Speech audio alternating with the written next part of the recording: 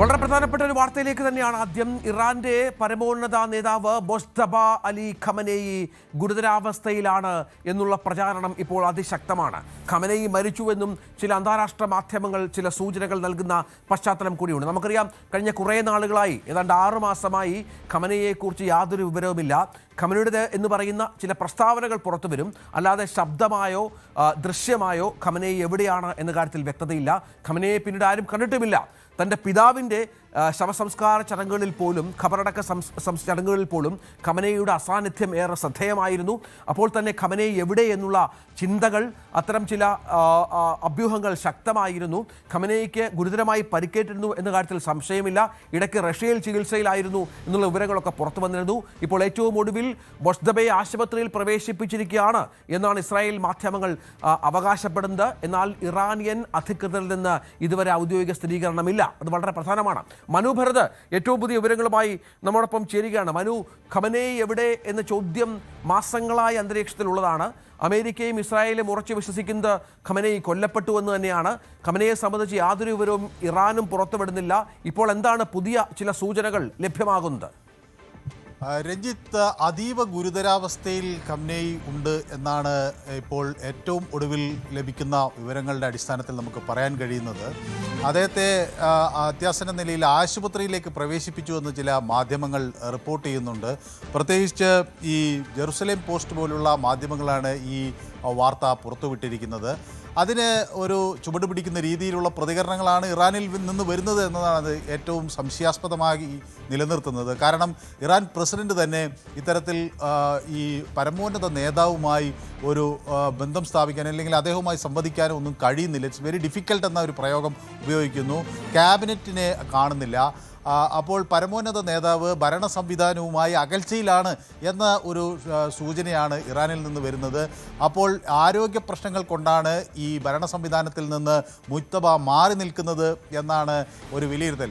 നേരത്തെ ട്രംപും ഇത് സംബന്ധിച്ച് ചില സൂചനകൾ പുറത്തുവിട്ടിരുന്നു. 90% കഴിഞ്ഞു മുജ്തബ ഖമനേയിയുടെ കാര്യം എന്ന് പറയുകയും ചെയ്തിരുന്നു. അപ്പോൾ ഇറാനെ സംബന്ധിച്ചിടത്തോളം ഇത് ഒരു പ്രതിരോധത്തിൻ്റെ ഒരു സാഹചര്യമാണ്. കാരണം നേരത്തെ പരമോന്നത നേതാവായ ആയത്തുള്ള അലി ഖമനേയിയുടെ മരണം ഇറാനെ പിടിച്ചുലച്ചിരുന്നു. അതിനുശേഷമാണ് മുജ്തബ സ്ഥാനം ഏറ്റെടുക്കുന്നത്.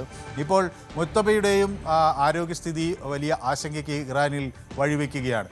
അതേസമയം ഇത് എന്താണ് ഇതിൻ്റെ ഒരു ഔദ്യോഗിക നിലപാട് എന്നതിൽ ഇറാൻ ഇതുവരെ ഒരു വ്യക്തത പുറത്തു വിട്ടിട്ടില്ല. ഏതായാലും ജെറുസലേം പോസ്റ്റും അതുപോലെ ചാനൽ 14 ഒക്കെ മുജ്തബ ഖമനേയിയുടെ ആരോഗ്യനില അത്യന്തം ഗുരുതരാവസ്ഥയിലാണ്, അദ്ദേഹത്തിന് ഇപ്പോൾ പ്രതികരിക്കാൻ കഴിയാത്തൊരു സാഹചര്യമാണ്, ഭരണ സംവിധാനങ്ങളിൽ ഇടപെടാൻ കഴിയാത്ത ഒരു സാഹചര്യമാണ് എന്ന് പ്രതികരിക്കുകയും ചെയ്യുന്നു. അപ്പോൾ ഇറാനിൽ ഇപ്പോൾ ഭരണ സംവിധാനത്തിന് ഈ പരമോന്നത നേതാവിൻ്റെ പങ്കെന്ത് എന്ന ചോദ്യവുമൊക്കെ അന്താരാഷ്ട്ര മാധ്യമങ്ങളിൽ ഇപ്പോൾ ഇറാൻ പ്രസിഡന്റ് തന്നെ വ്യക്തമാക്കിയിരുന്നല്ലോ കഴിഞ്ഞ ദിവസം മനു. കാരണം ഖമനേയിയുമായി ബന്ധപ്പെട്ട് സംസാരിക്കാൻ സാധിക്കുന്നില്ല, ആശയവിനിമയം വലിയ ദുഷ്കരമാണ്, അത് ഈ പറഞ്ഞതുപോലെ ഭരണത്തെ പ്രതിസന്ധിയിലാക്കുന്നുണ്ട് എന്ന് പറഞ്ഞപ്പോൾ തന്നെ ഏതാണ്ട് ചില സൂചനകൾ ഇറാന്റെ ഭാഗത്ത് നിന്ന് ഇതുമായി ബന്ധപ്പെട്ടുണ്ടായിരുന്നു എന്ന് വേണം കരുതാൻ. അതെ, ഇറാൻ വയർ എന്ന ഒരു മാധ്യമത്തിനാണ് ഈ പ്രസിഡന്റ് പെസ്കഷ്യാൻ ഇത്തരത്തിൽ ഒരു പ്രതികരണം നൽകിയത്.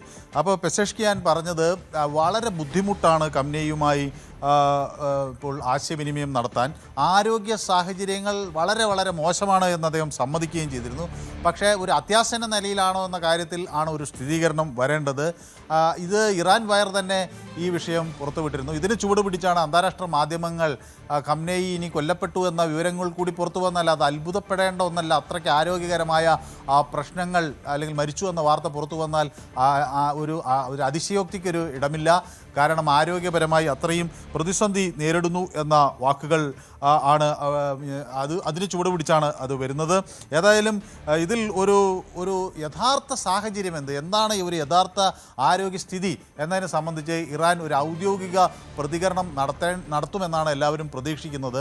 കാരണം ഇത്തരത്തിലൊരു വലിയ ചർച്ചാ വിഷയമാകുന്നത്, ആഗോളാടിസ്ഥാനത്തിൽ വലിയ ചർച്ചാ വിഷയമാകുന്നത് ഇറാൻ അതിന് മറുപടി പറയേണ്ടി വരും. സ്വാഭാവികമായും അത് ഏത് സാഹചര്യത്തിലാണ് ഇപ്പോൾ ഇറാനിൻ്റെ പരമോന്നത നേതാവ് ഉള്ളത് എന്ന് ഇറാന് മറുപടി പറയേണ്ടി വരും. അതിനു വേണ്ടിയാണ് ഇപ്പോൾ എല്ലാവരും ഉറ്റുനോക്കുന്നത്. ഒരുപക്ഷെ ഇത് ആരോഗ്യപരമായ പ്രശ്നമായിരിക്കാം, അതോ മറ്റെന്തെങ്കിലും തരത്തിലുള്ള പ്രശ്നമാണോ, അങ്ങനെയൊക്കെയുള്ള ഒരു സ്ഥിരീകരണം ഇറാനിൽ നിന്ന് വരേണ്ടതുണ്ട്. തീർച്ചയായും അയത്തുള്ള അലി ഖമനേയി മനു ദയവായി തുടരുക.